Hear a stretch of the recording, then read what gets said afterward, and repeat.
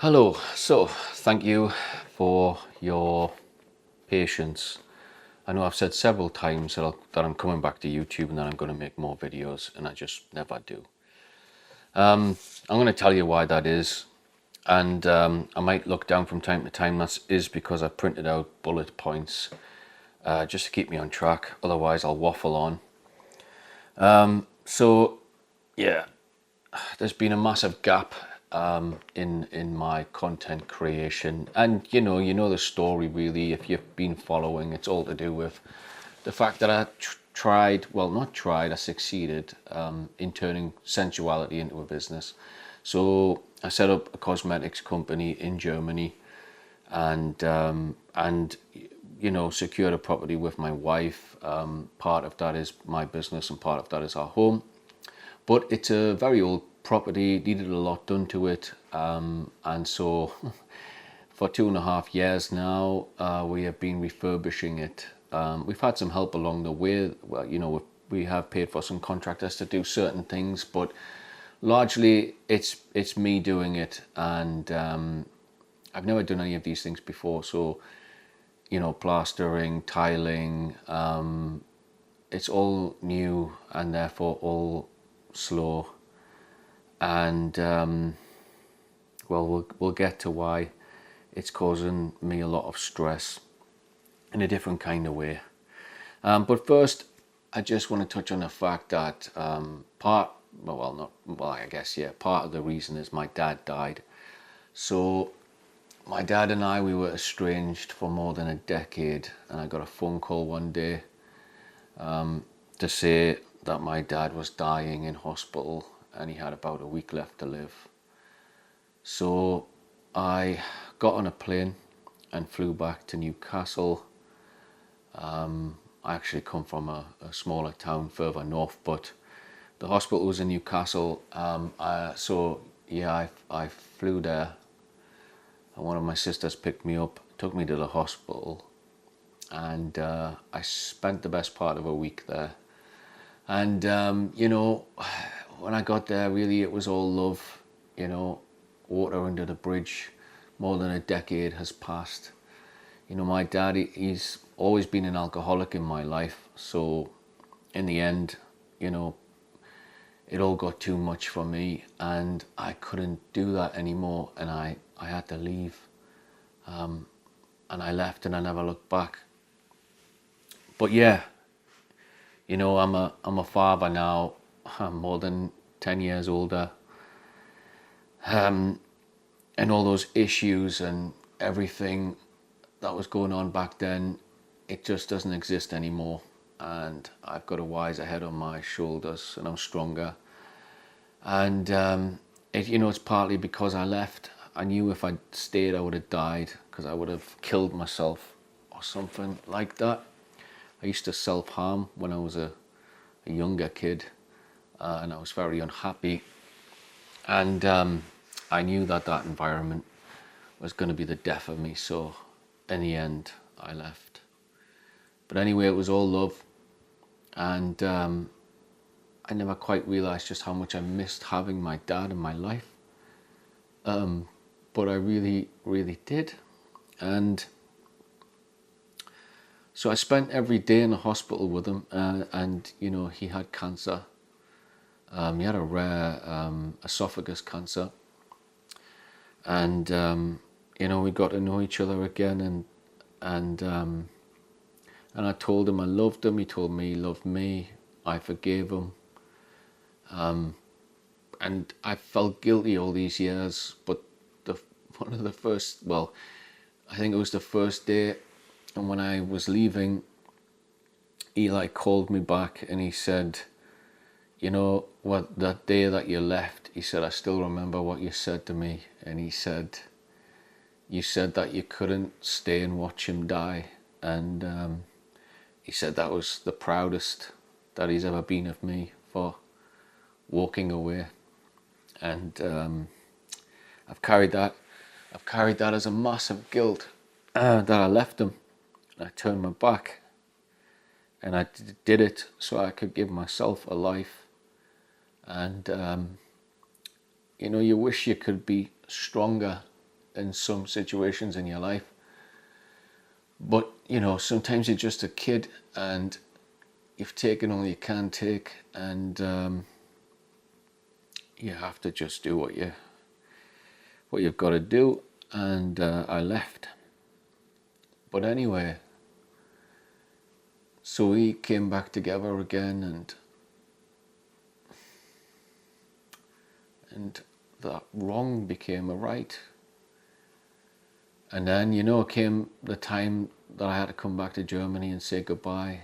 And I kept trying to get answers out of the doctor all week, and nobody could be sure of anything, but they said that he had about a week to live. So anyway, I said goodbye to my dad, and I told him I love him, and he told me he loves me, and I told him I'd see him again on the other side.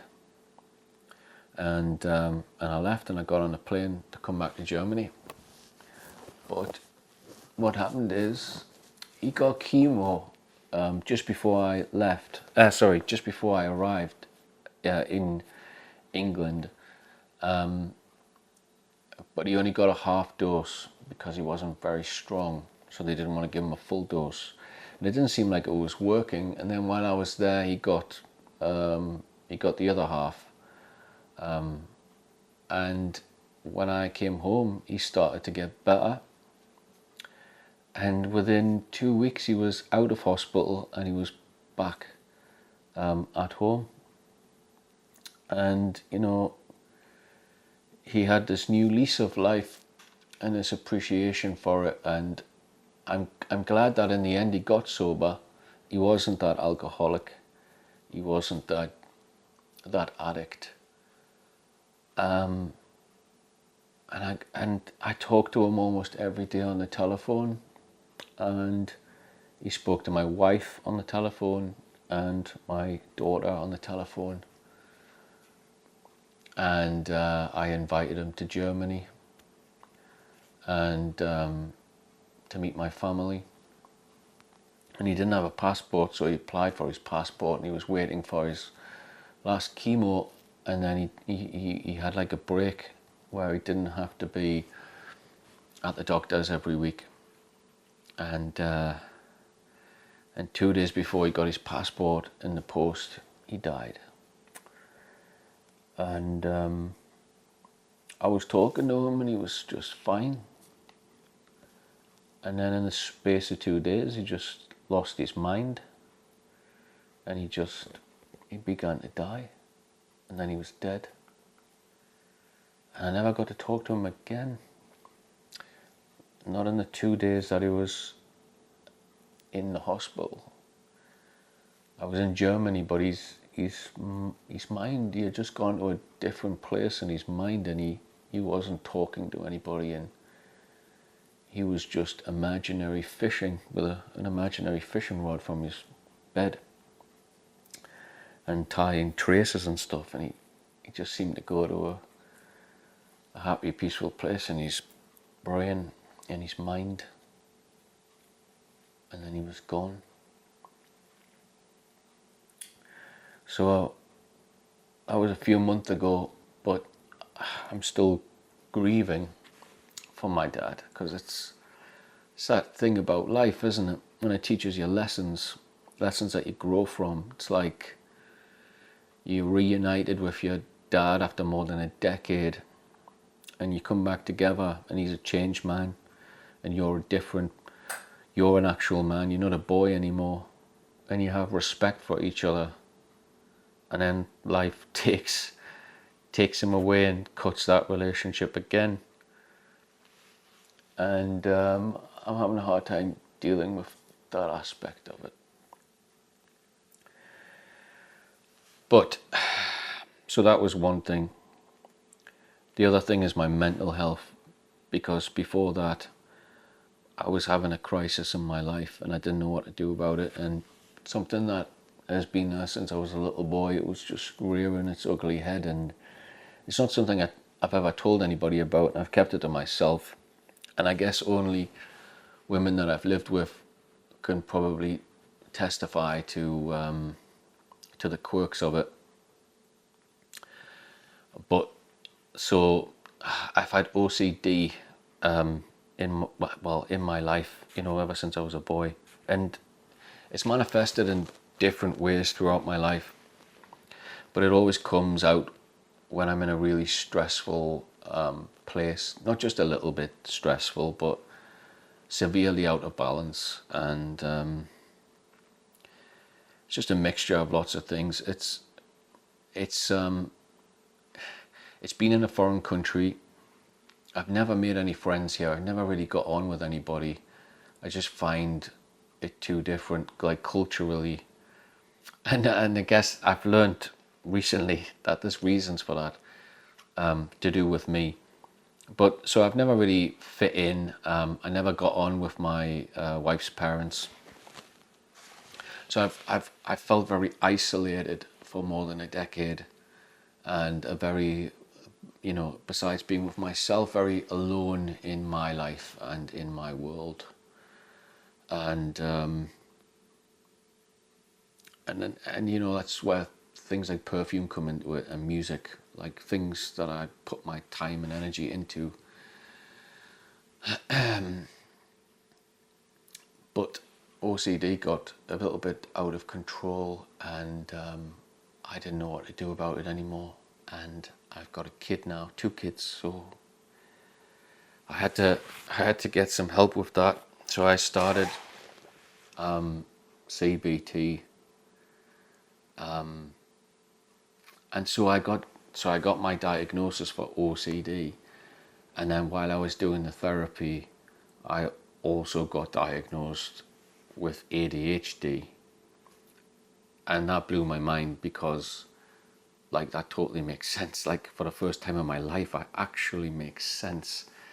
And I'm just going through this thing at the minute where I'm 41 years old, and I just found out that I'm ADHD. And I think if I had only known when I was at school how might my life have looked, what could I have done with my life if I had known, instead of living all my life just thinking that I was too sensitive, too emotional, too much for people, fucked up, really. And I've lived all my life thinking that I'm not good enough, and now I realize why I can't be myself with people, and I realize why I've spent all my life not being myself. Instead, I just mirror other people. I give them the version of me that they want, or I just give them themselves back to them.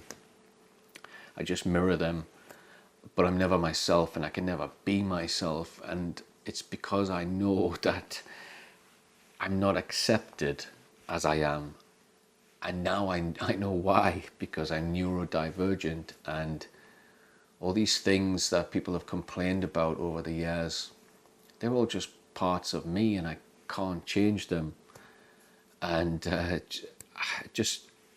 can't tell you the relief I feel just to know that, like, I'm who I'm meant to be, and how I am is how I'm meant to be, even if it's not like the majority of other people that I find myself surrounded with. So that's been a massive thing, and I never realized just how much the ADHD, what I've learned is that the OCD it's basically from living with ADHD all of my life and never having any help with it, never having any medication or therapy or any awareness of it, and spending all of my life just trying to fit in with everybody else. When, as my therapist said, when you have ADHD or when you're neurodivergent, you have to, instead of changing yourself to fit the world, you have to change the world to fit you. And that's the only way you're going to be happy, Chris. That's what she said. And it's totally true. My whole life's been a lie so far. I've never been authentic enough, and I've cared too much about what other people think. And it has to stop now, but my head's scrambled, and I don't know where I am. I've still got this house to refurbish, and now I know why it's chaos in there, and I know why I find it so difficult to go and do those things. I know that because I don't have so much access to my frontal cortex, and I rely on the limbic system, and I use the emotional part of my brain. If I don't see an emotional reward in a task, then it becomes very hard for me to do that task. Even though it's a home for my family, it's too far away. It's not, the reward is not immediate enough. And I don't know if you know anything about ADHD, but part of it is that you don't have enough dopamine receptors in certain parts of your brain, and like I'm on medication now, and what that does is it floods those parts of your brain with dopamine. And but while we're on with medication, when I went to get help with OCD, I was put on antidepressants. It was an antidepressant that helps with people with OCD, and it did. It really quietened my mind, but it was one of the older antidepressants, and it had a lot of side effects, and I just basically wanted to sleep all of the time, made me very drowsy, and I was on them for 6 months. And when I went back to England for my dad's funeral, I was on those antidepressants, and I mean, it's not until you stop taking them that you really feel the contrast. But if the world was ending, I would have just stood there and embraced it, and it would be nothing. I wouldn't have felt a thing, no fear. That's how those 6 months were on antidepressants. I was not bothered by anything or anyone.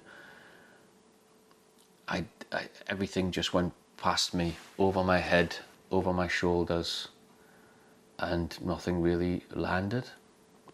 And when I came home from England, from the funeral, I got really, really ill immediately, and it just became too difficult to manage the flu with the the antidepressant, with the side effects from them. I couldn't do it, so I just stopped taking the antidepressants. And so I did that, and then I got rid of the flu, and then I cried for a week. I couldn't stop crying.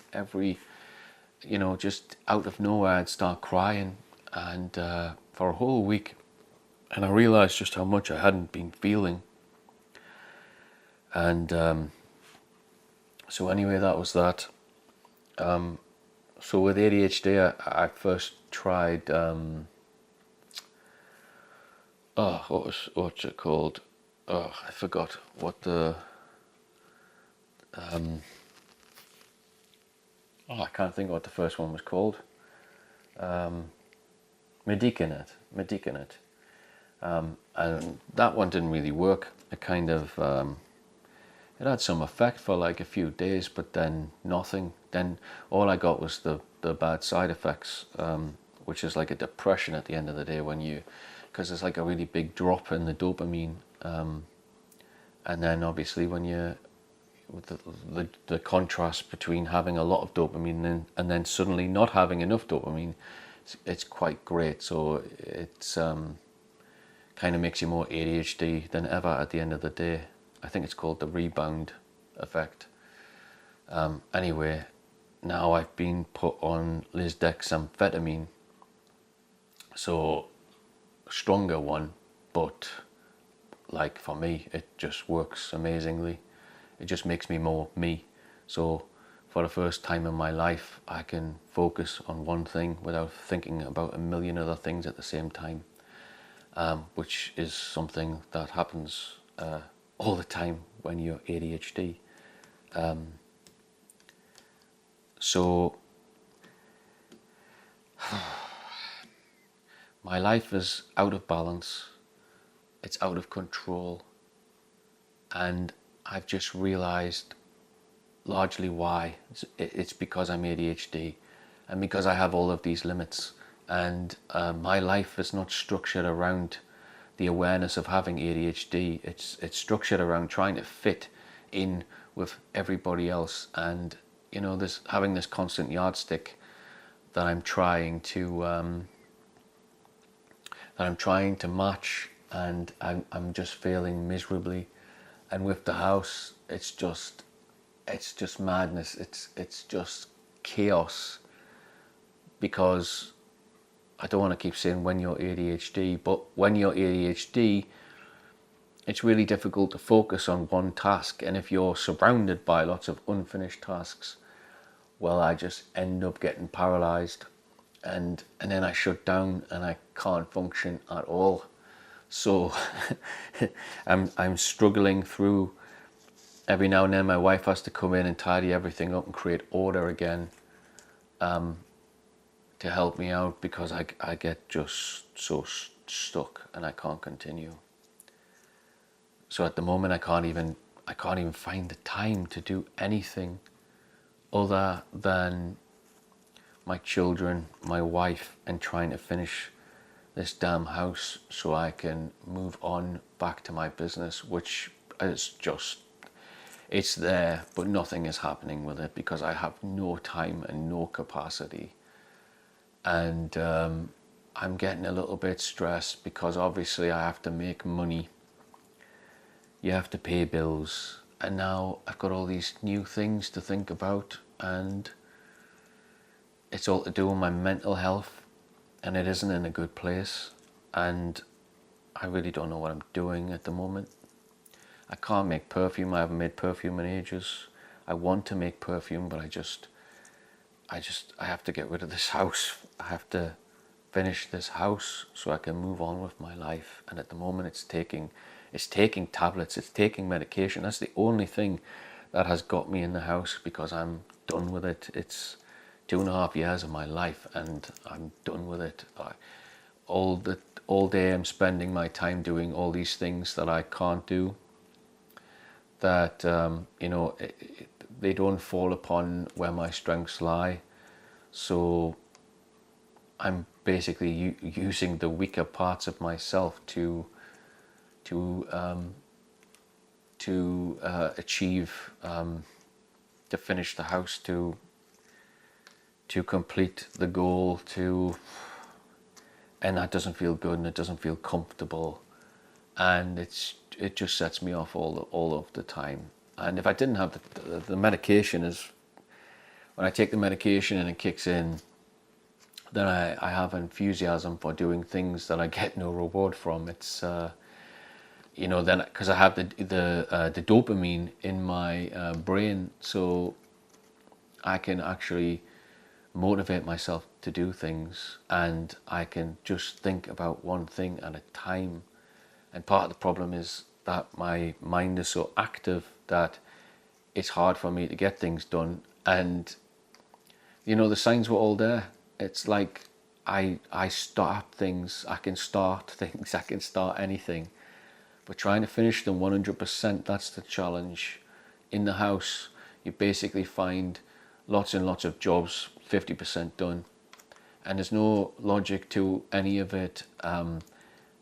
I'll half tile a floor and then start plastering the walls, or then I'll move on to something else, and then I'll go upstairs, and and it just ends up where to everybody else it's chaos, but to me it's the only way I can function. As soon as I lose interest, as soon as I realize there's no reward, then I just have to walk away from that thing. And it's not just that thing, it's everything in life. Those feelings, though, it translates to all different areas of my life. And I'm still learning about it. It's only been a few months since I was diagnosed, and I've only been taking the lisdexamfetamine for like a month, but it really does help me. It doesn't have any side effects, so it works well. And that's the only thing that's getting me through at the moment. So I haven't even looked down at these notes at all. I've got one bullet point here, looking ahead. I honestly don't know what the future holds, but I know that ADHD Chris is a different Chris, and I'm starting to realize that I can only really interact with everything in a very ADHD way. And one of the things I've realized the most is the way I learn. Part of the I'm going to have some coffee. Part of the things in Germany, part of the diagnosis is to submit your school results. I failed all of my exams. School never made any sense to me. And, it doesn't to people with ADHD, and that's why generally they have bad grades. And I've just forgot the point that I was trying to make.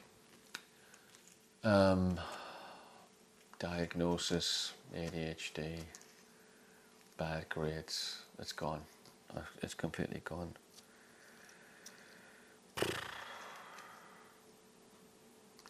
Yeah.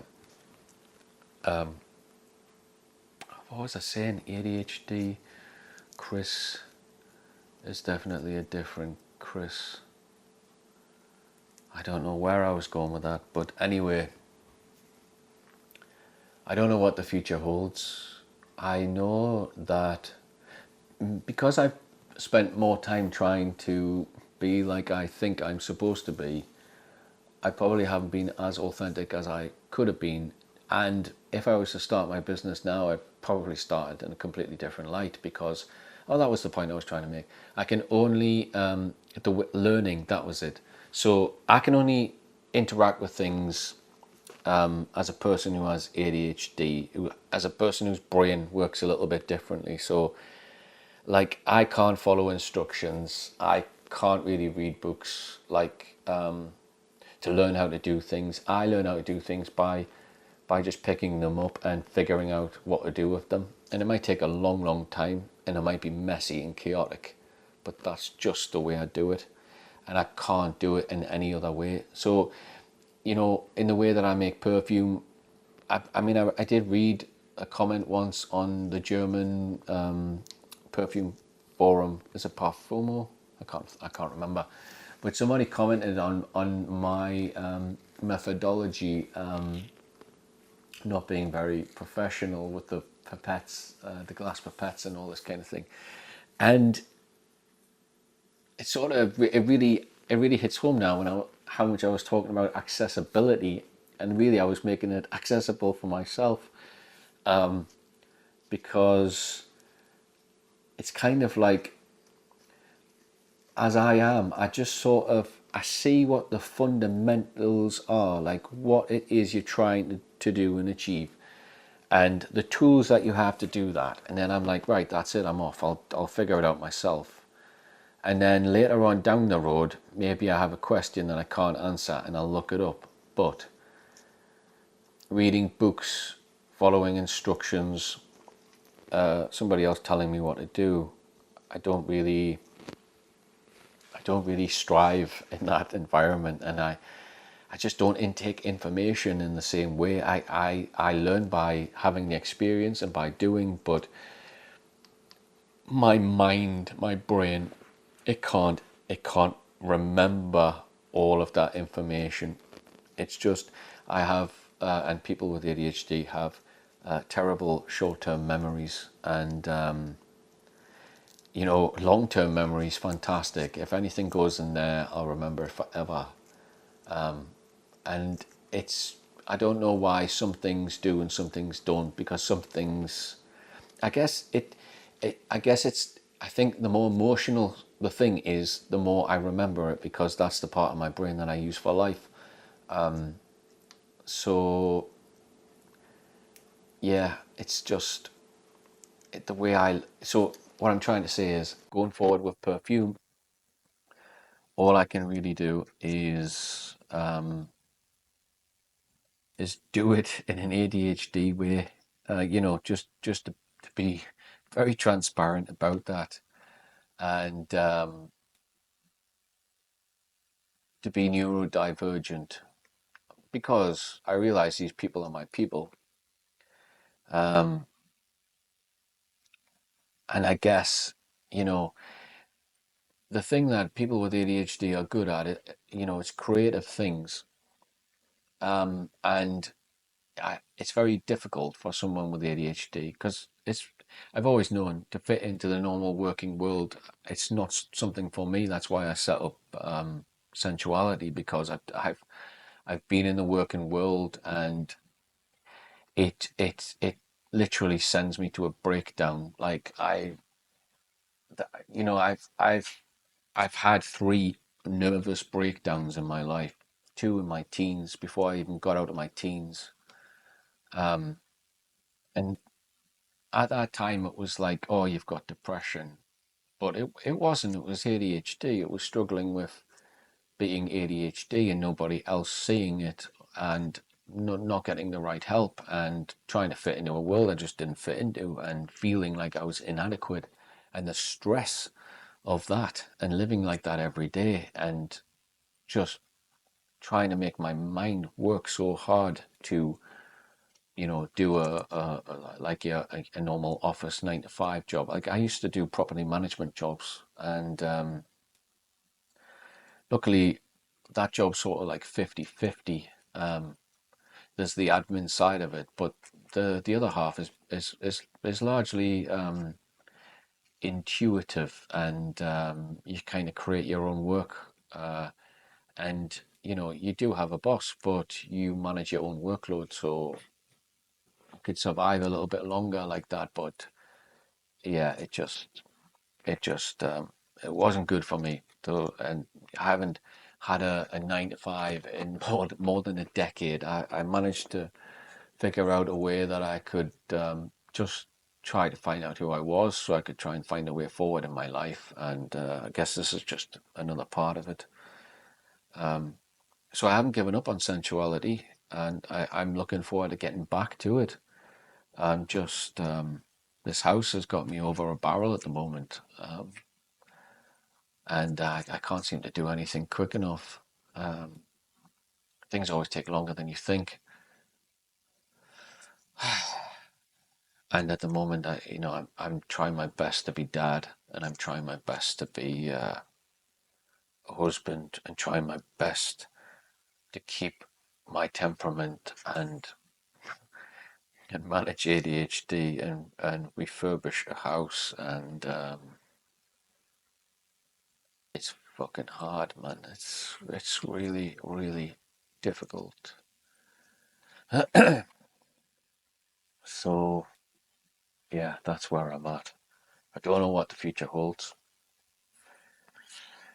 but yeah, I'm just trying to deal with my mental health. So if you're one of my subscribers, I do intend on coming back. I do still want to make perfume, but I might change the name of my channel to the ADHD perfumer though, because I just think it's more honest, and it's more authentic, and at this part it helps me to just to say I am ADHD, because I just want to be who I am, and I don't want anybody to hold me accountable for the things I'm not very good at, uh, the things that I can't bring to the table. So yeah, well, thanks for listening to me, and yeah, what did I used to say? Have fun making perfume, and I'll see you again in the next one. All the nights I hold, all the dealing done, all those shifts of flow, reaching for the sun. On my own I'm one silent song, set free my soul up to the sun. Oh yeah, up to the sun. Oh a father, I'm a son. Father time's ticking down into the ground on the run. You're a ladder, I'm a rung, but who climbs to the sun? My children climb, breaking cycles has begun. I spend my time now just looking at my son and looking at my daughter and where it all begun. And who the fuck am I at 40 mirrors one on one, reflecting through the future that hasn't yet begun. I see it all now, burning in the sun. You can't escape life until it's overdone, overplayed, overrun, planet garden of the stone. But roses they regrow, everyone is one. Thorns are a part of it, it's all blood and bone. Regrets in the hatred, resentments we hold. Regrets of the throne, stories we are told. Truth is never black or white, it's always monochrome. It's just a father being sent off by his son, sent off to the sun. And this is just a father being sent off by his son, sent off to the sun. Time waits for no man, and no man is an island. Some days you'll see fault lines are blighted. Some days be at fault, conscious and righteous. And sometimes the island divides on a night shift. All the nights I hold, all the dealing done, all those shifts of flow, reaching for the sun. On my own I won, silent song, set free my soul up to the sun. Time's residual perception is an elephant mark that is left, memorized its effect. Awareness is soul conscious living, enigmatic whole sum of every concept, deepening the depth. Take a step back, then take a breath. Take a seat, sit back and just be at rest. We don't have issues, everything is cool. Past doesn't exist, relative but true. Only you, moments you are in, light deep inside is a beacon to begin. Unlikeness aside, saying sinners are akin to believing that it's all just cotton to the skin. But everything runs deep within. Silent waters are rivers that we swim, shallows of our mind, water spreading thin. We're forever baptized, drying in the wind. Rain from the sun, down on the brain. Everybody now rejoice in the rain. Underneath cloud, joy in the pain. Everyone once will never remain. Rain from the sun, down on the brain. Everybody now rejoice in the rain. Underneath cloud, joy in the pain. Everything once will never remain. All the nights I hold, all the dealing done, all those shifts of flow, reaching for the sun. On my own I won, silent song, set free my soul up to the sun. Time is moving with the sand in the hourglass. You've got a start clock watching just to slow that. And roses, you smell them in green grass. You gotta grow that, walking on your own path. We all know that life is like a rowboat, gently down the stream, not a dream when the oars broke. Paint's a part of living watercolor picture. Sometimes the paint runs, makes another mixture, makes another picture, following the scripture, walking all those steps. There's a picture of a death for every new birth. There's a picture of regret that turns into worth. When all's said and done, we go back to the earth. When we go through the sun, shining light on our worth. We won't see each other. Do you miss me? Now everything goes back. No, we can't be stuck in this loop. I have to go to work, kiddo. You've got to go and eat your lunch. Come on. Go eat your lunch and then go to gymnastics, okay? No, now to go alone. Okay. See you later, sweetheart. Bye-bye. Cuddle. Come on then. Give me a cuddle. Ah, I love you. It's so hot. It's very hot, isn't it? There's so much. Oh, now you have to wash it. Now I have to wash it. Mama, now I have to. Bye-bye.